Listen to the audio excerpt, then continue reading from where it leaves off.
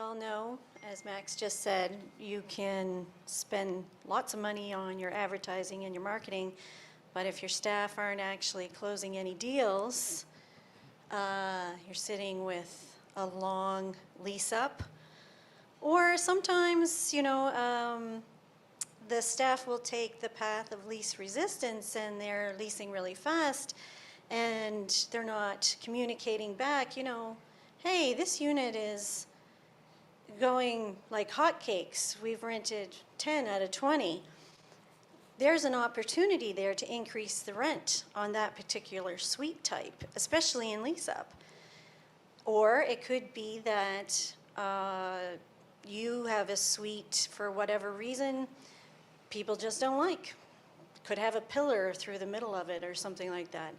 And if that's the case, then you need that feedback from the staff as well. So a great leasing agent, a well-trained leasing agent, will keep all this information in mind and be constantly communicating back up so that you have the opportunity to make adjustments throughout your lease up. You may want to push the rents on some units and you may want to reduce the rent on some units. And I know, oh my God, reduce the units. But if not reducing the units stalls the velocity of your lease up, you're no further ahead in the end. But if you are adjusting rents up and down consistently through your lease up, at the end, which is what this slide basically is indicating, you have the opportunity to grow your base rent so that at the end of your lease up, not only have you maintained a great lease up velocity, you've also increased the value of your asset by increasing your base rent. And that's what a really good leasing agent will do for you. Because a leasing agent isn't paid to sell a unit. They are paid to close a deal, and that's very important because if they're just, you know, doing the typical walkthrough, there's lots of units to walk through. You need someone on the ground that is going to make that person feel special and make them want to rent at your building. Awesome, yeah, and this visual, I mean, it shows a good versus great scenario. And it's the same argument as it relates back to marketing. You could do this exercise, sort of a pro forma exercise across almost every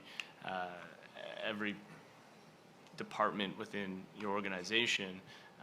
You can see a 100-unit building. The good versus great scenario is maybe $4 million worth of exit value generated. So that's the difference, in my opinion, between an expense, a leasing expense, a marketing expense, and an investment. And Max, you know, what I'd like to add to it about this as well for the groups here is that a great leasing consultant for a stable legacy asset is not the same skill set as a lease-up new development leasing consultant.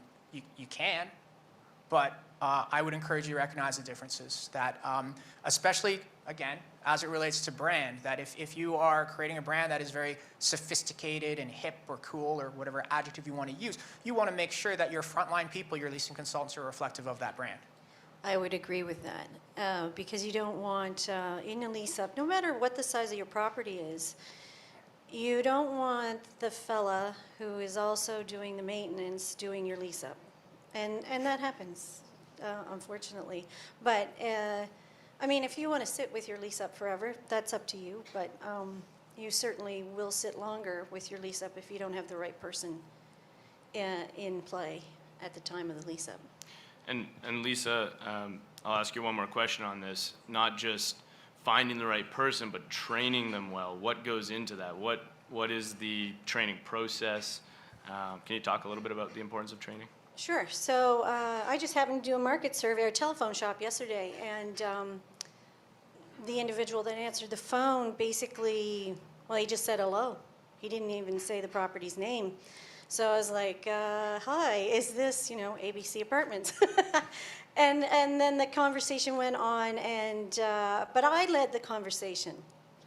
And in a lease-up, that is definitely not what you want. That's not what you want in a stabilized building. If you have any vacancy at all, no matter what the reason, you want somebody answering the phone that's going to engage the person on the other side, that is actively involved in asking the right questions, that is trying their best to get them to the property. And I know with COVID, we've all done a lot of remote activities in order to get rentals, but at some point, people will start to want to come to your building, and you don't want your leasing agents to lose that skill set of talking to and engaging the person on the other side of the telephone. And even if they are engaging that person via email, for example, they need to have the proper responses coming back. And to Ryan's point, consistency in communication is vital. So your staff need to be trained on telephone techniques. They need to have scripts for email responses.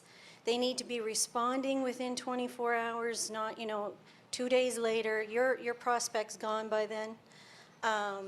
They need to be providing customized tours. So when they are engaged in communicating to that person, whether it's face-to-face, on the phone, via email, they need to be creating and curating a customized tour or response package. So navigating them through their website, navigating them through your PDF e-brochures or whatever, providing a customized tour on site or virtually.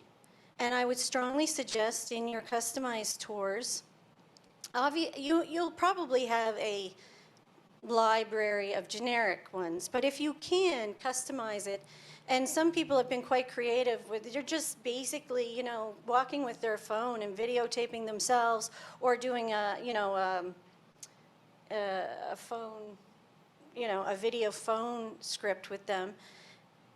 If they're interested, when they've garnered information from them, if they're interested in the gym, that's where you're going to go first.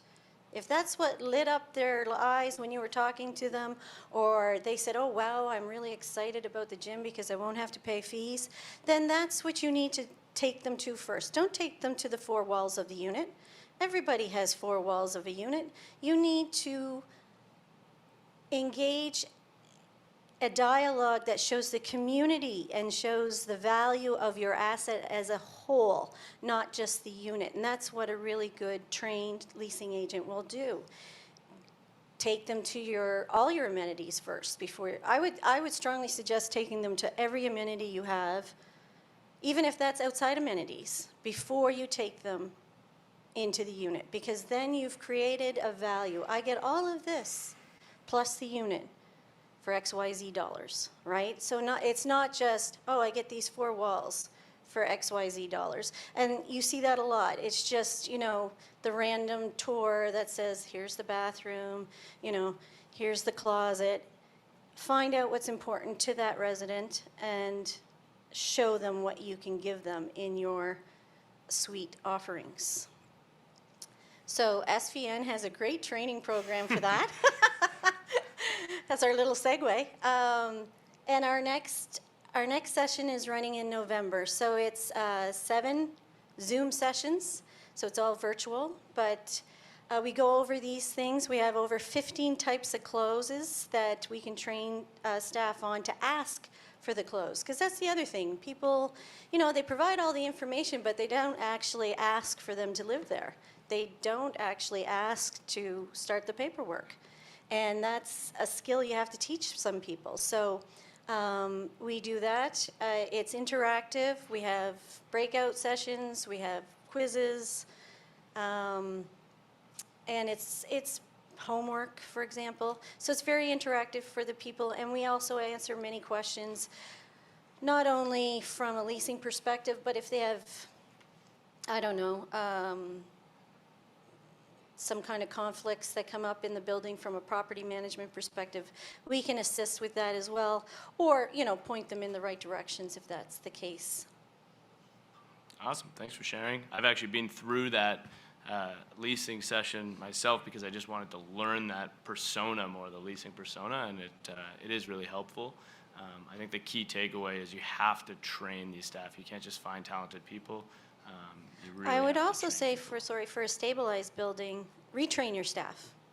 Because we've had such low vacancy, especially in the GTA, well, outside pandemic, or even in the other larger city areas.